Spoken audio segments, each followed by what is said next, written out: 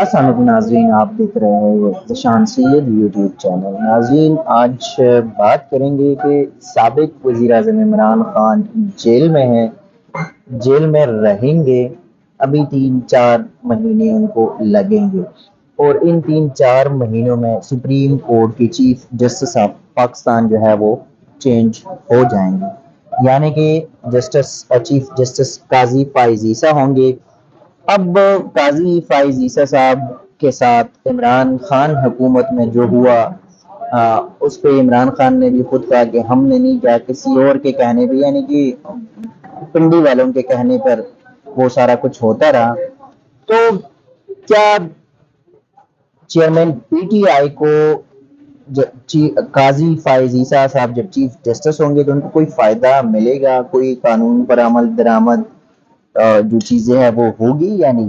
ہمارے ساتھ موجود ہے ہمارے سینئر کورٹ رپورٹر جہان زیب بھائی صاحب۔ بھائی صاحب ویلکم۔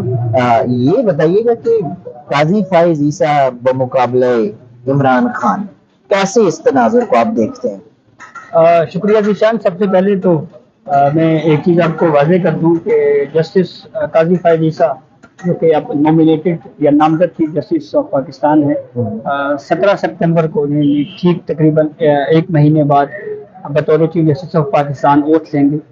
تو جسٹس قاضی فائز عیسیٰ کا ویو فنڈامنٹل رائٹس کے اوپر تو بالکل کلیئر ہے۔ اب ہم اس نتیجے پر اس لیے پہنچ رہے ہیں کیونکہ انہوں نے کچھ ججمنٹس دی ہیں، اس میں کچھ چیزیں کلیئر ہیں، جیسے فنڈامنٹل رائٹس کے اوپر بالکل واضح ہے کہ ان کی وائلیشن نہیں ہونی چاہیے۔ اسی طرح مسنگ پرسنس کے کیسز ہیں، اس کے اوپر جسٹس قاضی فائز عیسیٰ صاحب کا ویو بالکل کلیئر ہے کہ یہ لوگ بازیاب ہونے چاہیے، ہراسنگ مراکز جو بنے ہوئے ہیں ان کو ختم ہونا چاہیے۔ یہ بھی ایک ویو جسٹس قاضی فائز عیسیٰ جو ہے وہ دے چکے ہیں۔ پھر اس کے ساتھ ساتھ جو بغیر ضروری سیاستدانوں کی عدالتوں سے نااہلیاں ہیں، اس کی بھی حوصلہ شکنی جسٹس قاضی فائز عیسیٰ اپنے مختلف ویوز میں کر چکے ہیں۔ مثال کے طور پہ ایک کیس آیا سپریم کورٹ میں، شیخ رشید احمد نااہلی کیس۔ یہ وہ کیس تھا جو راولپنڈی سے لیگی رہنما شکیل احوال نے شیخ رشید احمد کی نااہلی کے لیے سپریم کورٹ سے رجوع کیا، اور اس معاملے پہ ایک 3 رکنی بینچ بیٹھا جس میں جسٹس قاضی فائز عیسیٰ بھی جس کا حصہ تھے۔ جسٹس قاضی فائز عیسیٰ نے اس پہ ڈیسنٹ دیا اور یہ کہا کہ 62(1)(f) کے تحت جو ڈسکوالیفیکیشن ہوتی ہے سیاستدانوں کی، یہ نہیں ہونی چاہیے۔ اور پھر اس کے ساتھ ساتھ جسٹس قاضی فائز عیسیٰ نے پھر یہ بھی کہا کہ 184(3) کے تحت جو ہم کیسز کے اوپر اس طرح کے فیصلے سیاستدانوں کے حوالے سے دیتے ہیں، اس کے اوپر ڈفرینٹ اوقات میں عدالتوں کے ڈفرینٹ ویوز رہے ہیں، تو اس لیے ایک فل کوڈ بنا کے اس ایشو کو ونس فار آل سیٹل کیا جائے۔ تو اس سے بھی یہ لگتا ہے کہ جو نااہلی والی بات ہے، اگر اس میں کوئی سکم توشہ خانہ کیس میں ہوا تو جسٹس قاضی فائز عیسیٰ عمران خان کو ضرور ریلیف دیں گے۔ اچھا، پھر ایک کیس جسٹس قاضی فائز عیسیٰ کے پاس لگا سائفر والا۔ ٹھیک ہے، اس کا بیک گراؤنڈ یہ ہے کہ سائفر کی تحقیقات کے لیے عمران خان نے سپریم کورٹ سے رجوع کیا، اس پٹیشن پہ رجسٹرار آفس نے اعتراضات لگائے، اعتراضات کے خلاف چیمبر اپیل پر سماعت ہوئی جسٹس سردار طارق مسعود صاحب کے پاس۔ 2 مرتبہ یا 1 مرتبہ یا 2 مرتبہ شاید کیس ان کے پاس لگا، تو انہوں نے دونوں مرتبہ کیس سننے سے انکار کر دیا۔ پھر اس کے بعد چیف جسٹس عمر عطا بلیال نے یہ کیس بھیجا جسٹس قاضی فائز عیسیٰ کے پاس۔ جسٹس قاضی فائز عیسیٰ نے چیمبر اپیل کرتے ہوئے اس کو پہلے تو اوپن پروسیڈنگ ہوئی، اور جسٹس قاضی فائز عیسیٰ نے کوئی ایڈورس رائے یا ایڈورس اوپینین عمران خان کے خلاف نہیں دیا، بلکہ صرف یہ کہا کہ کمیشن بنانا یا انکوائریاں یا تحقیقات کروانا یہ اختیار حکومت کا ہے۔ عمران خان جب خود پرائم منسٹر تھے اس وقت انہوں نے خود تحقیقات نہیں کروائی، اس کے بعد اتحادی حکومت تھی، اس کے بارے میں یہ کہا جسٹس قاضی فائز عیسیٰ نے اپنے ویو میں کہ اگر حکومت خود چاہے تو وہ اس کے اوپر انکوائری کروا سکتی ہے۔ ملٹری کورٹس جو 9 مئی کے واقعات کی روشنی میں جو لوگ فوج کی تحویل میں دیے گئے، اس معاملے کے اوپر جو پہلا بینچ تھا 9 رکنی، اس میں جسٹس قاضی فائز عیسیٰ شریف تھے، وہاں پہ بھی جسٹس قاضی فائز عیسیٰ نے کیٹیگوریکل یہ کہا، ایک تو انہوں نے یہ کلیئر کیا کہ بھائی کے پی کے جو حراستی مراکز تھے ان کو ختم کرنے کا پشاور ہائی کورٹ کے مرحوم چیف جسٹس وقار شیخ صاحب نے فیصلہ دیا، उस फैसले के खिलाफ उस वक्त की पीटीआई हुकूमत ने सुप्रीम कोर्ट में अपील फाइल कर दी, अभी तक वो पेंडिंग है। हाँ और दूसरा, जस्टिस काजी फायद ईसा का मिलिट्री कोर्ट्स के हवाले से ऑलरेडी 21वीं आईनी तरमीम में ये फैसला मौजूद है कि सिविलियन का मिलिट्री कोर्ट्स में ट्रायल नहीं हो सकता। हालांकि वहाँ पे आईनी तरमीम भी थी, लेकिन उसके बावजूद जस्टिस काजी फायद ईसा ने इख्तलाफ किया था। उन चंद जजेस में शामिल थे जिन्होंने इख्तलाफ किया, 21वीं आईनी तरमीम को गैर आईनी करार दिया।